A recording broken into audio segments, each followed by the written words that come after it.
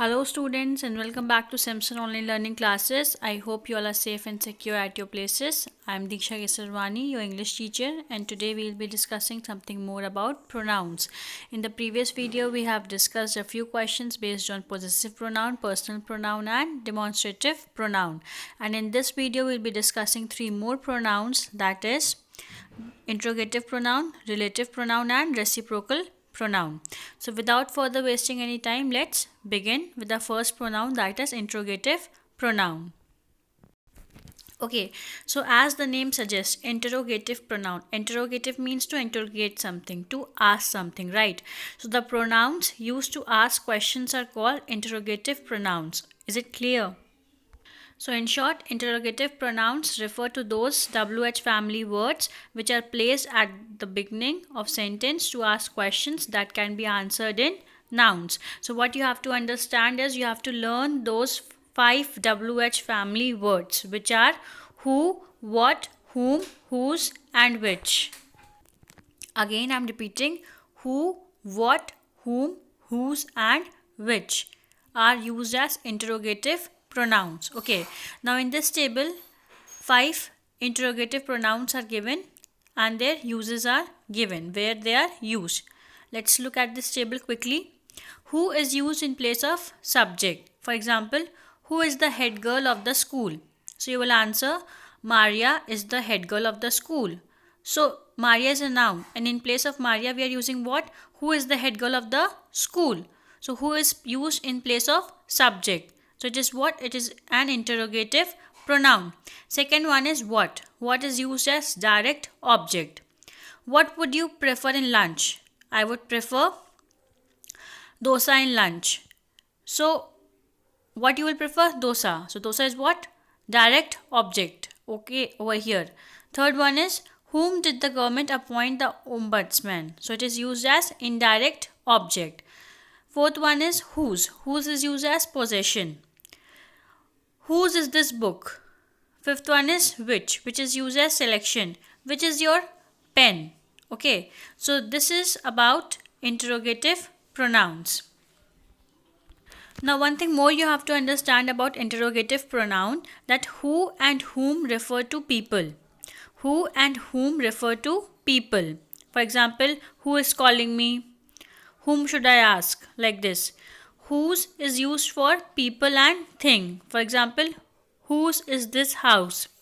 And last one, which is used to choose somebody or something out of many. As I told you, for selection.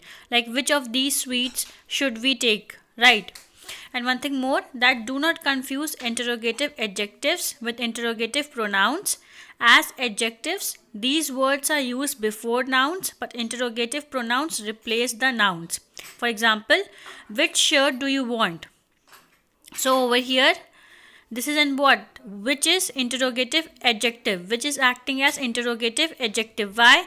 Because which is followed by a noun, which is shirt. Okay, you are using which before a noun, which is a shirt. So over here it is acting as an interrogative adjective. But in the second example, which is the shirt you want? Over here which is acting as an interrogative pronoun because which is replacing a noun, which is not followed by a noun. It is replacing a noun. So that is the difference between interrogative adjective and interrogative pronoun. Same as possessive adjective and possessive pronoun.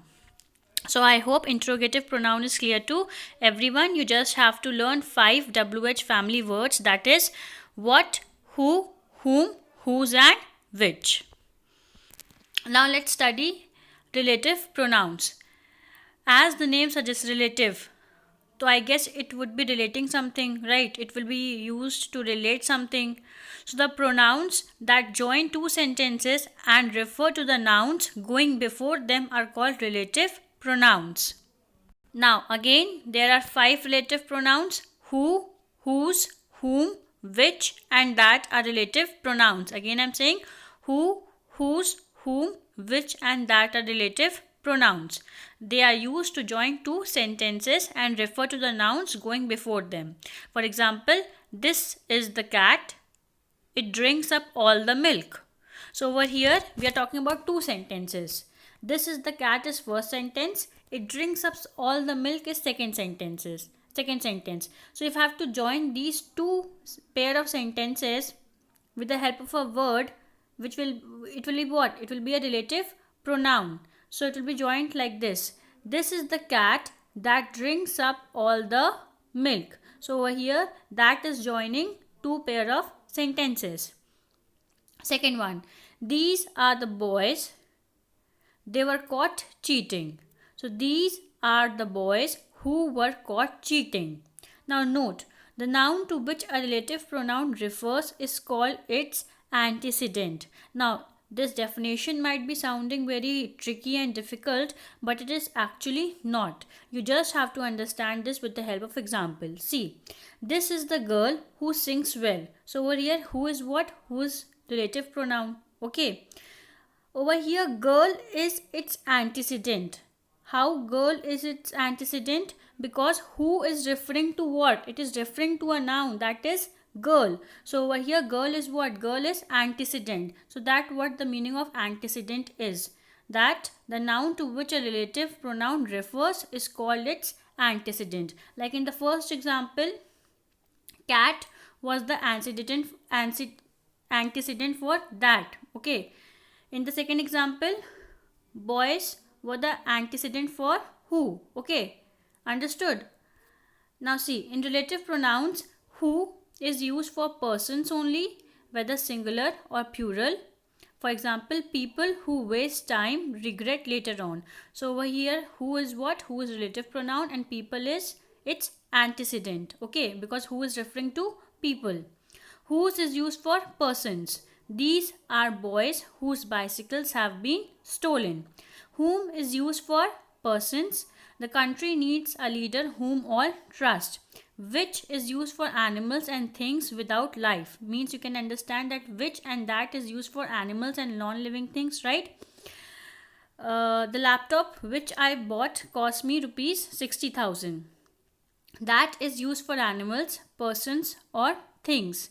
This is the dog that bit me. This is the house that Jack built. I hope relative pronoun is clear to everyone. Okay, there are 5 words which are used as relative pronouns: who, whose, whom, which and that. Now let's move to reciprocal pronoun. Now reciprocal pronouns. Reciprocal, as the name suggests, means one person might be doing something and in return he or she might be getting something, right? So that what the definition of relative pronoun is, that those pronouns which indicate that two or more people are carrying out an action of some type simultaneously. Simultaneously means like mutual, one is doing and then the other one is receiving at the same time, are called reciprocal pronouns.